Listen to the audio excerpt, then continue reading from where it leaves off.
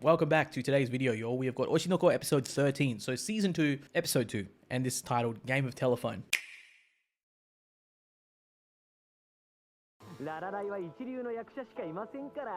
BGM's so nice, you know, kind of like some Animal Crossing village shit, like, oh, she's so sweet, she's so nice. Change all of it.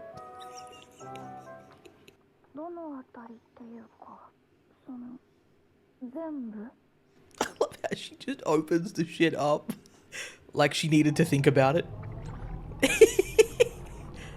I wanted to say real quick, so like I told some of you guys, man, I bought Oshi no Ko in Korean, so back when I was in Korea last year, and I was reading through, so I have a habit of like reading through the chapters after the episodes are done, just seeing like whether or not there's any differences or whatever, because, you know, also at the same time we were kind of doing that for Oshi no Ko season 1, and I enjoyed that a hell of a lot, so I decided kind of to do it again. But what I noticed was one, the play scene that we saw in episode 1 of season 2 did not exist in the manga. They didn't show it in that order. So in the chapters that episode was adapted from, that play scene, so the opening, the entire way that they presented the start of the season to us just doesn't exist in the manga, at least yet anyway. So it's likely a teaser from what's going to happen later on that they brought forward, which is that. When we first saw Merito introduced as like one of the cast members, you know how I was like, oh, fucking this guy, man, like, oh, this guy, he was turbo ass, he was shit. Like this guy. It actually turns out that in the manga, he has like an entire like few panels where he says that like since the recent production that him and Kana starred in, that he's tried really hard, that like for 9 months he's tried really hard to get better at his acting, and that he's going to do all that he can in this play as well too, to like make up for that and make himself a better actor. So I feel like the manga actually like redeemed him as a character a little bit better than the anime does. The anime is just like, ah, oh, fucking this guy, you remember this guy, this fucking idiot, this guy. But the manga was more like, it gave him like a couple of panels to like express how passionate about acting he was and stuff like that, which I thought was pretty interesting.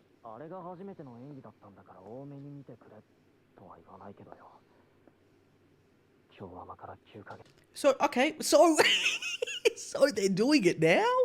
Interesting, man. Dude, the way this has been adapted is interesting as fuck.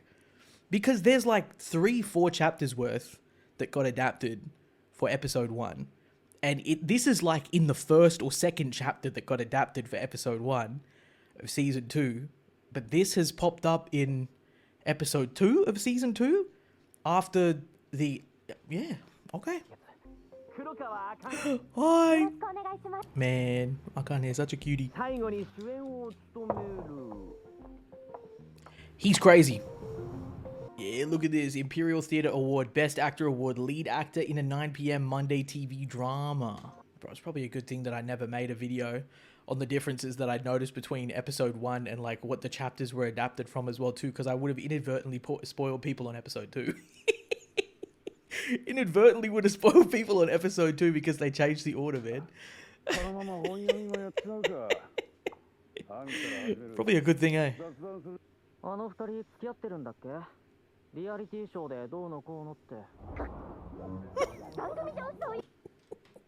Fuck did you just say?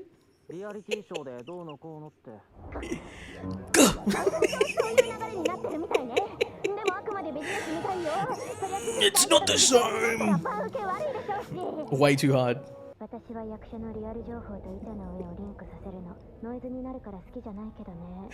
She's great. She's great, man. Kana, you got a vibe, girl. You got a vibe. I do really love how mangaka in the industry support each other, like especially their assistants too.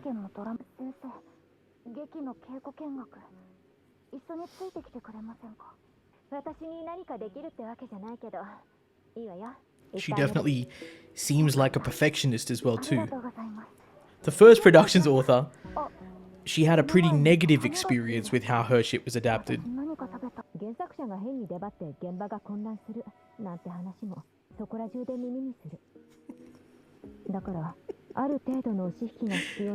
Change it all. Everything.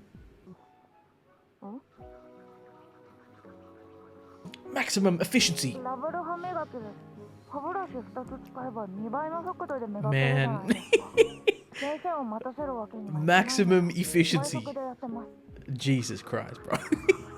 やっぱり返事 Sure thing, と man. ブレ舞台揉めないといいな。 I wish, right? As long as it, if only it did. 全部直してください。やっぱり Fuck. Disparage. My guy just immediate disparage, bro. He was like you could see the moment that his heart completely broke in half. Right here. No way. ご希望に沿わない脚本を上げてしまったことをまず謝らせてください。もちろん今からでも直せると。 What was his name? Hidekawa? He just doesn't look perturbed at all. He's just like, man, I knew this had happened. あなたがこの脚本書いた人なんですね。修正したいところは事前にお伝えしたはずですけど、読み取れてないんですね。 Damn. そうな、あなたが挙げてくる脚本。このキャラはこんなこと言わないし、こんなことしないってのばっかり。 It's her baby, you know? It's her baby. And you know what? This makes perfect sense to me. It's her baby. It's just the way that, like, this is her world. She created these people. These characters mean something to her. They're directly part of her as well too. And you know, this is one of the things I think that I have started to. This is actually, I think, the thing that really kind of got me into manga in general. You know, anime has always been, I think, a separate type of like entertainment medium for me in a way, in as much as I hadn't really known too much about manga or manhwa for that matter as well too, or light novels really. Like I had never delved far enough to really kind of like understand just what it is that the artists or the authors actually really like kind of put into this. But this is one of the reasons why I think writing and also just being an author and or being an artist is something that I respect a hell of a lot, because you're quite literally creating these people somewhat in the image of your imagination. You know what I mean? And what I mean in like the image of your imagination is that these characters in a way also too represent part of you, whether that is a realistic living part or whether that's a part that you dream or hope to be, or something that you channel in terms of like something inside of yourself that you're trying to bring out. You know, it's really important to like get these adaptations right. And again, if we look at like adaptations, and I guess if you can talk about something recently that is you know, like a lot more successful, I guess, that we've seen, look at say like Eiichiro Oda with One Piece and like the Netflix adaptation that he got with the live action and stuff. He was really involved in that, but also he was really enthused and super surprised, I guess, and just really happy with how that turned out, purely just based on the fact that at the end of the day, the main characters he still felt came across the way that he wanted them to, and also in a way that was still fun. Because really at the end of the day, say One Piece as a manga, as a story, is all about adventure and fun and discovery. And that's what he hoped that the Netflix series would be able to bring to people, which it did. And so he was also really happy with how that turned out and stuff like that. But yeah, the whole idea of like adaptations, and I guess the finicky parts of them behind the scenes, like in terms of like, you know, how commercial are they, and like, you know, like how like how they're going to do in the box office and all of that type of stuff. All of those things definitely play a part, but it's really interesting to kind of like, I guess, even just think about it or touch on it from an anime perspective as well too. この人ちょっと創作者としてのセンスが。アビコ先生、いったちょっと。 I have so many things to say right now.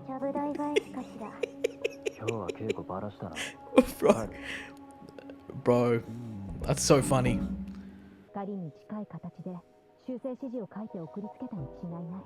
So it had been watered down, man. Yeah. We're playing charades out here. She said it is okay.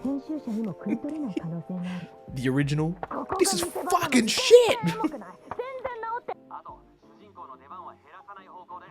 ああ、原作者の意図としては心情の出し方を情緒あふれる形に。That's what we get in the end. That's what we get in the end. It seems the original creator would like you to express the emotions in a more evocative way. 互いがベストを尽くそうとする中で発生する齟齬や、それをうまく翻訳できない仲介者。This is also a cultural thing too, man. 今日もどこかで揉めているのだ。Definitely a confrontational issue with how people express themselves in Japan too. Beyond just the business aspect, you know. もう私に全部脚本書かせてください。いや、ちょっとそれは編集部的にもあれでしょう。いや、もう本当に。So we'll just completely just cancel it. Jeez. じゃあ出して。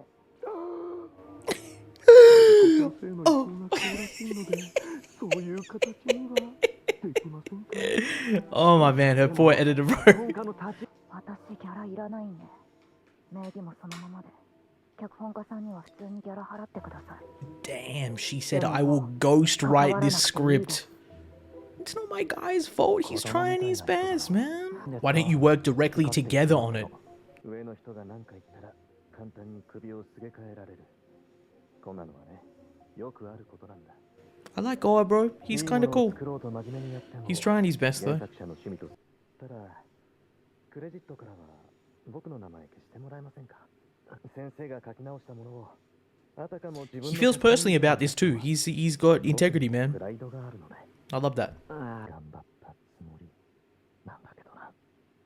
この人ちょっと創作者としてのセンスが。She knows exactly what he was gonna say. Like he knows exactly what she was gonna say as well too, man. This is like his biggest fear manifesting for him. This just really goes to show that every single part in this process is tough, man. Everyone works tirelessly.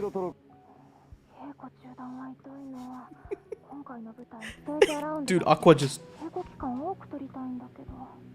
そういや、そのステージアラウンドって何？知らないで喧嘩してたの？ Nope. それ分かってなきゃイメージできなくない？ What play? 劇のステージなんてほとんど同じだろ。